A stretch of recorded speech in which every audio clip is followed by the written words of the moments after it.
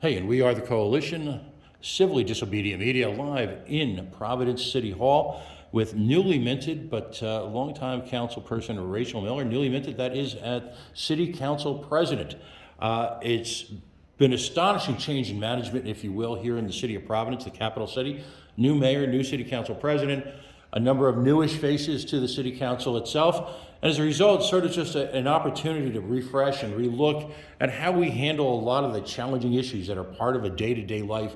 Well, in a city like this, it's a complex city. It's become a minority-majority city. It suffers from a lot of the same challenges that any older New England mill city, and at the same time, it's got amazing advantages, an astonishing array of world-class universities, an art scene that's unparalleled, the well-known for its restaurant scene, and just the quality of life, because Providence is still a city of neighborhoods. In a country where so many cities like Boston have become homogenized and Providence has managed to maintain that sort of incredible flavor and character that makes this, I believe, one of America's great small cities. So first of all, congratulations. This is going to be quite a moment for you. You've spent a lifetime in community involvement, community engagement from the time you were in university, Jobs with Justice, which really recentered how people look at I'll call it the entry-level employed in the city that are so critical because they do the restaurant jobs and the gardening jobs and all the jobs. You fought tooth and nail to maintain and establish dignity and professionalism and payment.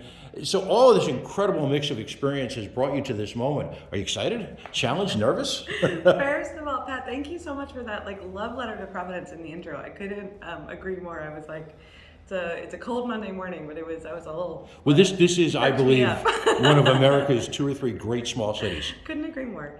But yeah, no. So I come to this from a lifetime of community organizing and activism, and really was centered for the whole first part of my career around economic issues. And so, the ways in which how we are able to earn a living, how we're able to support our families, influences our whole city, our whole community.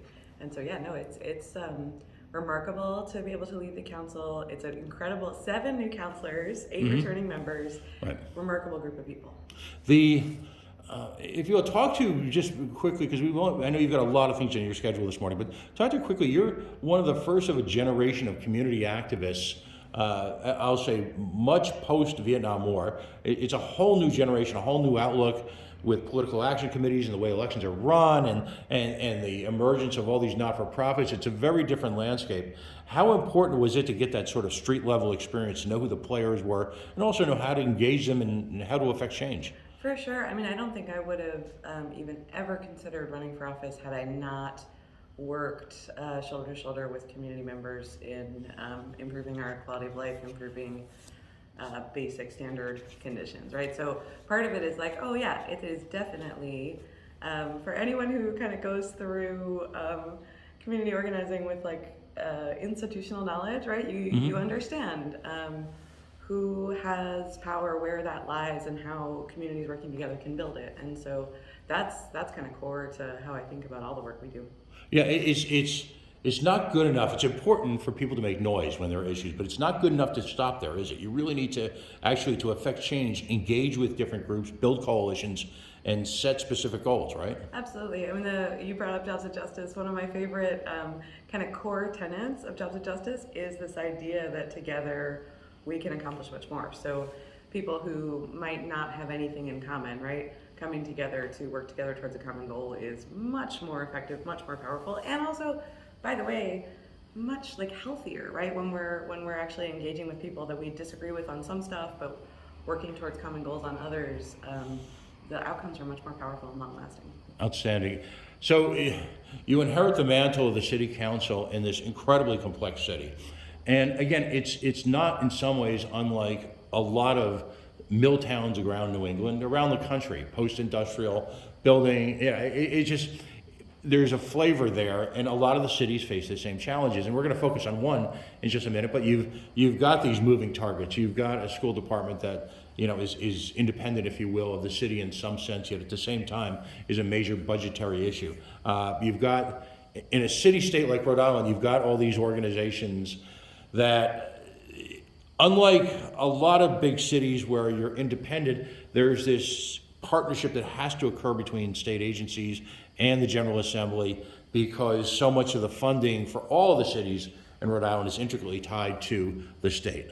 And so, the question today, a lot of issues have come up surrounding, as we affectionately refer to it in Rhode Island, as the RIPTER. And the RIPTER has talk about moving parts, multiple moving parts with the city of Providence.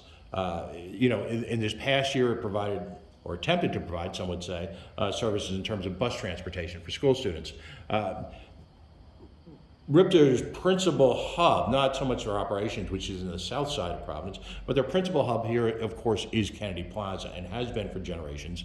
It's been the site of dozens of attempts at redevelopment, rechange, rejiggering, redesigning, repurposing, I guess we would say is the new phrase.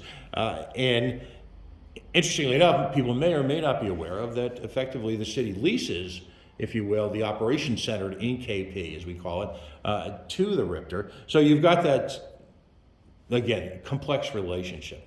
How would you say your relationship as someone who served on the city council, particularly on the West End, Ward 13, correct? Yep. Okay. How is your working relationship with RIPTA in terms of the city? So RIPTA's an organization that I look forward to working more closely with. We've been, on the council, we get information, we have kind of ongoing updates on service and initiatives that RIPTA's working on. But I do think that, especially as we talk about economic development issues and we talk about kind of the future of Providence and where we might go, having reliable public transportation is so core to that. And so I look forward to having a closer working relationship with RIPTA as I'm in this new role.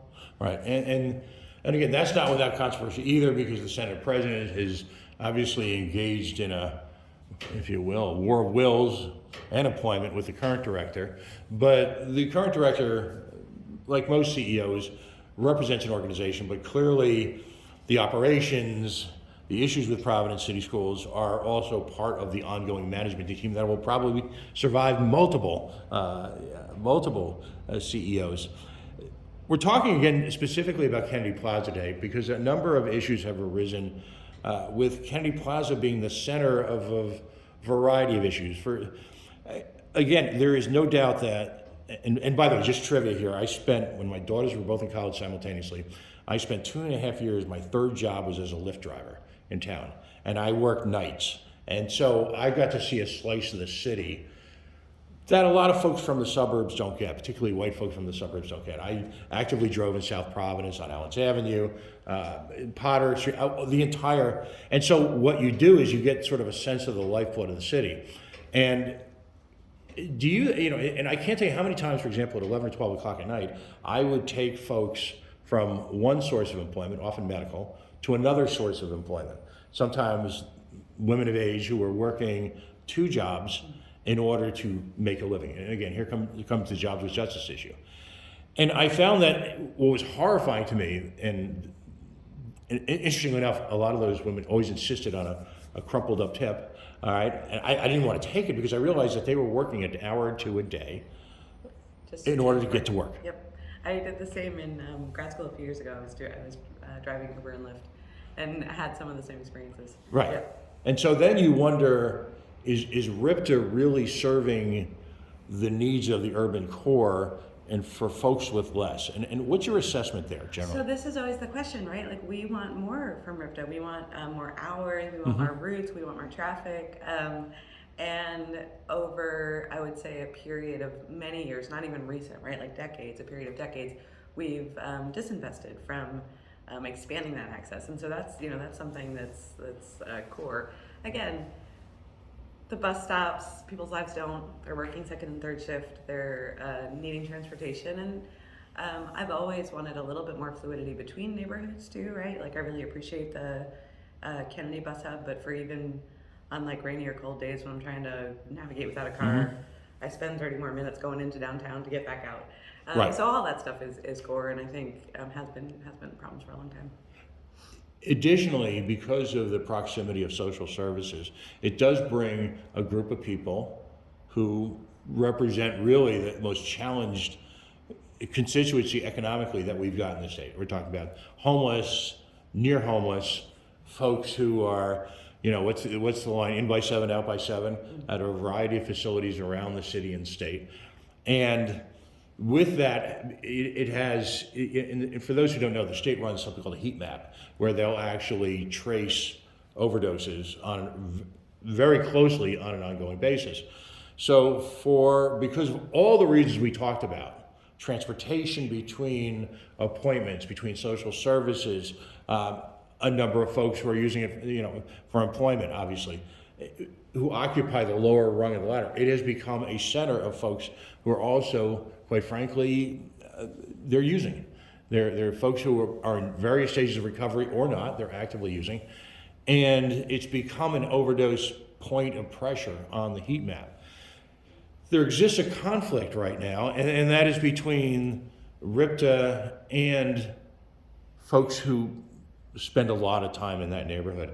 And it's been documented now on a number of occasions, RIPTER employees, very often supervisory personnel, very often not the ham and egg or the drivers that we're so used to, that we know from using RIPTER, but supervisory personnel have actively, I'll just say, interrupted the distribution of Narcan. Narcan, of course, being this miracle nasal drug which brings people back to life. They've stood by, if you will, while people, and on 2 cases that we're aware of, stood by while ordinary citizens administered Narcan, and they actually violated state law, where all residents of Rhode Island are expected to engage and support individuals in case of a medical emergency. Suffice to say, if someone was having a heart attack, they'd probably use a defibrillator. If they were having some type of issue with diabetes, they'd probably perform an intervention. Yet, you've got this active, not only disengagement, but chaos in some cases caused by RIPTER. Is the city aware of this? Is the city engaging RIPTER on this? Any thoughts? So I would say, first of all, the opioid epidemic is a public health crisis. We just need every kind of state, city agency needs to understand and treat it as such, right? So through my job, I've gotten Narcan training multiple times. I carry it. I encourage people who have access to that to do it, to seek it out, because it really is saving lives on a fundamental level. I also checked in with the downtown improvement district because in preparation for our conversation, because I had heard, right, that they were, so they have like a few teams, right? They have and those are the folks who are in yellow jackets. The bright yellow jackets, The bright yellow jackets. Nice people. And amazing people. So they have a safety team. They also have their cleaning team. The majority, 9 out of 10, I believe, of their safety team now carry Narcan, are Narcan trained. I think we should get Nalox boxes, right? Right. Everywhere, right? They're same with like right next to the defib. Right. And there's organizations in the state, throughout the state, who have been advocating for that for a very long time. You're starting to see them in more public places, but really, we should have the same level of support in any place where people are congregating, right? So at the mall. Well, a number of years ago, Yep. the mall was a hot spot, Yep. and because of the cooperation between the city and a variety of authorities and mall management, Yep. I mean, it had become a target, if you will, for folks to use because warmth indoors, and now that's dissipated significantly because of that sort of partnership. Yep. So on the city side, I'm really encouraged that the DID is involved and stepping up and engaged. I'd like to talk more to Weber Renew and some of the other organizations, advocates, and see where else in the city that we can play a significant role. But yeah, I mean, I think I agree with you, right? Like, I think that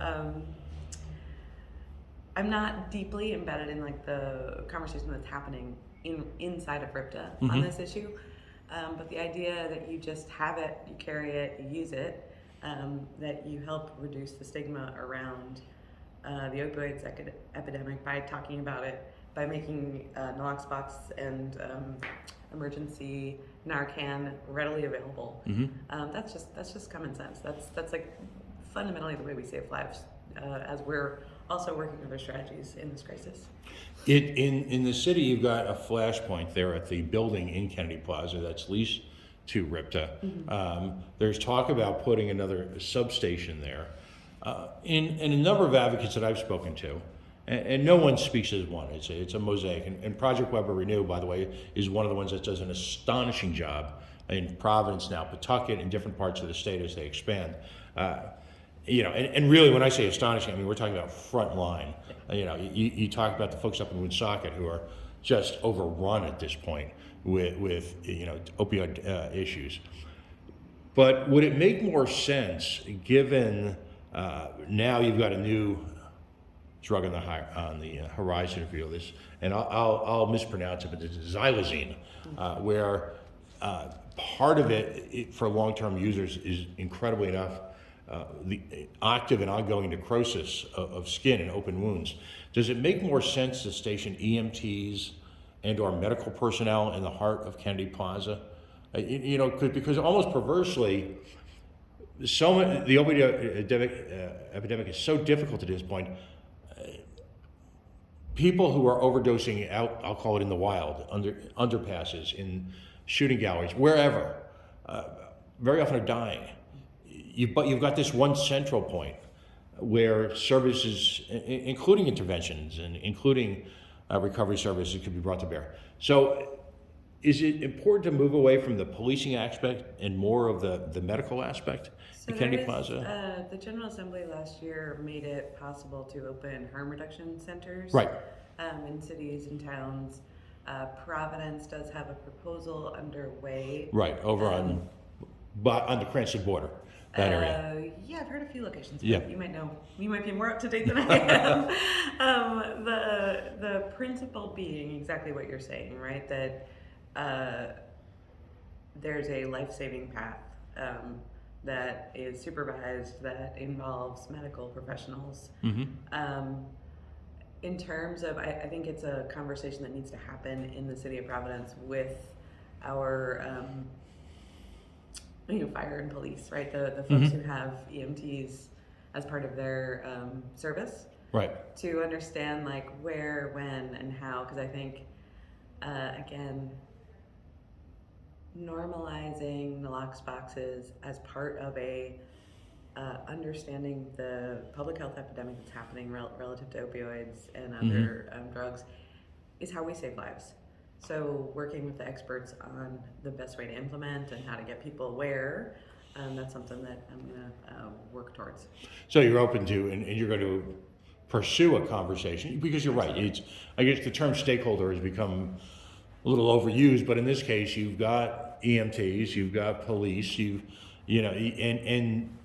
you also, though, interestingly enough, have the Spectre, really first in the nation, harm reduction centers being built here in Rhode Island that, by definition, have to work with the cooperation of law enforcement. Right. So that conversation exists at a certain level.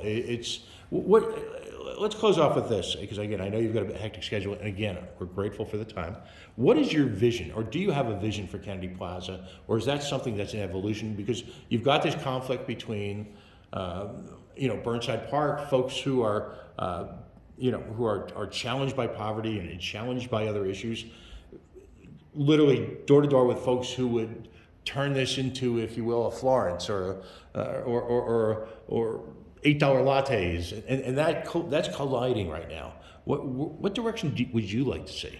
I'd like to see a Kennedy Plaza, or let me reframe and just say I'd like to see like a downtown Providence that supports riders, right? That makes it easier, not harder, to use RIPTA, get where they need to go. That also is recognizing that we have to work with the state, work with various city agencies and nonprofit organizations to actually provide some core services that we haven't to people who need help, right? And so that doesn't need to be in opposition with a larger like economic engine vision for downtown Providence. It really shouldn't be. But I think being able to hold all of these pieces to the forefront as we make future plans is key. Excellent. Well, again, congratulations on the job. I mean, this is challenging and exciting times for the city. everyone is rooting for you. There's really, I sensed it. I was at the inauguration election day. There is a kind of a bounce in the step of the city again, and that's not at all construed to be a shot at former administration, but there's that political evolution that has to take place. It's designed to take place. So you have a fresh injection of ideas and energy, and quite frankly, a little bit of a honeymoon, if you will, from the knockdown, grinded out political fights that occur in every city. Folks in Rhode Island need to understand that the political battles that are ongoing right now, I travel across the country. It's take a city like this and you're going to get that. Which of course leads me to the question that I'm asking everybody: are you running for Congress? I am not running for Congress. I am a very proud resident and elected official in CD2. Okay, well that doesn't seem to be an issue for some Even people. so, I will say that I am not running for Congress. Yeah, okay, that's hard because we, on a serious note, and people are elected to office, and I'm not going to put you on the spot with this, but the people are elected to office, and particularly at this level, it requires more than full attention. When I think of some of I'm from the New York City area, and some of the great mayors, I was working in New York City at the time with Ed Koch, and here's a guy who personified the job, lived the job, it was in his DNA.